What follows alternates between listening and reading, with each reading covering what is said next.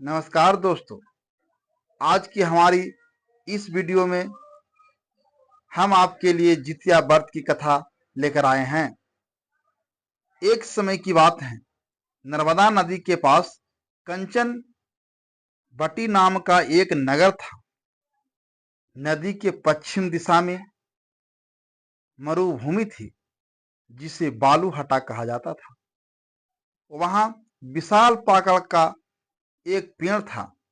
उस पेड़ पर चील रहती थी। उस पेड़ के नीचे एक खोंखर था, जिसमें सियारिन रहती थी। चील और सियारिन में गहरी दोस्ती थी। एक बार दोनों ने मिलकर कुछ स्त्रियों को जितिया व्रत करते हुए देखा। तब उन्होंने यह व्रत करने का संकल्प लिया। फिर दोनों ने भगवान ज्योतिवाहन की पूजा करने के लिए निर्जला व्रत रखा। व्रत के दिन उस नगर में एक बड़े व्यापार की मृत्यु हो गई और व्यापारी का दाह संस्कार उसी मरुधर पर किया गया। जब दिन बीतने के बाद जब रात हुई, तब वहां मौसम खराब हो गया। बिजली कड़कने लगी और बादल गरजने लगे। वहां पर बड़ा तूफान आ गया। अब सियारिन को भूख लगने लगी। सियारिन मुर्दा देखकर वह खुद को रोक न पाई और उसने व्यापारी के शरीर को खा लिया और उसका व्रत टूट गया। पर चील ने संयम रखा और नियम व श्रद्धा से अगले दिन व्रत का पालन किया। फिर अगले जन्म में दोनों सहेलियों ने ब्राह्मण के परिवार में दो पुत्रियों के रूप में जन्म लिया। कि चील बड़ी बहन बनी और उसका नाम शीलावती रखा गया। शीलावती की शादी बुद्धि सिंह के साथ हुई। सियारिन छोटी बहन के रूप में जन्म लिया और उसका नाम कपूरावती रखा गया। उसकी शादी नगर के राजा मलाई केतु से हुई। अब कपूरावती कंचनबटी नगर की रानी बन गई। भगवान जितवाहन के आशीर्वाद से शीलावती के 7 पुत्र हुए, पर कपूरावती के सभी बच्चे जन्म लेते ही मर जाते थे। कुछ समय बाद शीलावती के 7 पुत्र बड़े हो गए।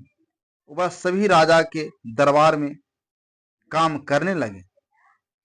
कपूरावती के मन में उन्हें देखकर ईर्ष्या की भावना आ गई और उसने राजा से कहकर शीलावती के सभी पुत्रों के सर कटवा दिया और उन्हें 7 नए बर्तन मंगवाकर उनमें रख दिया और लाल कपड़े से ढककर शीलावती के पास भिजवा दिया।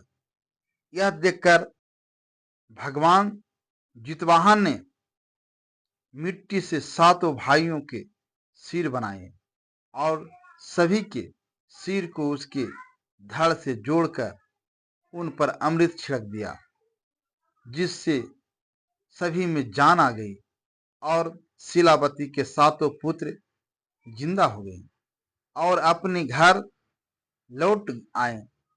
जो कटे हुए सिर रानी ने भेजे थे, वह फल बन गई। दूसरी ओर रानी कपूरावती शीलावती के घर से पुत्रों की मृत्यु का समाचार सुनने के लिए व्याकुल थी। जब बहुत देर तक कोई समाचार नहीं आया, तो कपूरावती स्वयं यह बड़ी बहन के घर चली गई। वहां सबको जिंदा और खुश देखकर वह बेहोश हो गई। जब उसे होश आया तो अपनी बहन को उसने सारी बात बता दी। उसे अपनी गलती का पछतावा हो रहा था। भगवान जी जितवाहन की कृपा से शीलावती को पूर्व जन्म की बातें याद आ गई।